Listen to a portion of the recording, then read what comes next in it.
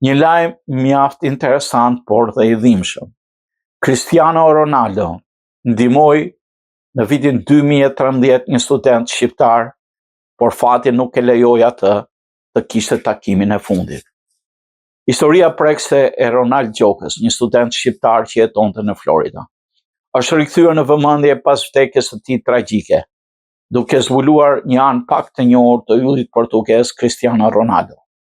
Në vitin 2013, gjatë ndeshjes miqësore mes Realit të Madridit dhe Chelsea në Miami, Ronaldo Gjoka hyri në fushë për përqafuar idhullin e tij Cristiano Ronaldo. Pas incidentit, ai u arrestua dhe u përball me akuza penale që rrezikonin studimet dhe statusin e tij të migracionit në Shtetet e Bashkuara. Sipas avokatit të tij, Ronaldi i rritur pa baba e konsideronte Ronaldon një figurë prindërore dhe i kishte thënë gjatë takimit: "Ti je mentori im, ti je si një baba për mua." Kur mësoi për situatën, Cristiano Ronaldo ndërhyri personalisht. Ai dërgoi një letër prokurorisë së Miami-Dade ku kërkonte mbylljen e çështjes, duke e përshkruar Ronaldin si një student të respektueshëm që kishte bërë një gabim të vetëm dhe nuk përbënte rrezik për shoqërinë. Futbollisti theksonte se një dënim penal mund t'i shkatërronte të ardhmen akademike dhe statusin e migracionit.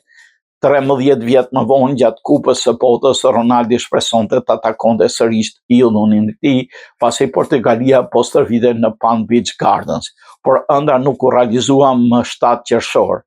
Ai humbi jetën në një aksident automobilistik vetëm pak ditë para takimit të shumë pritur.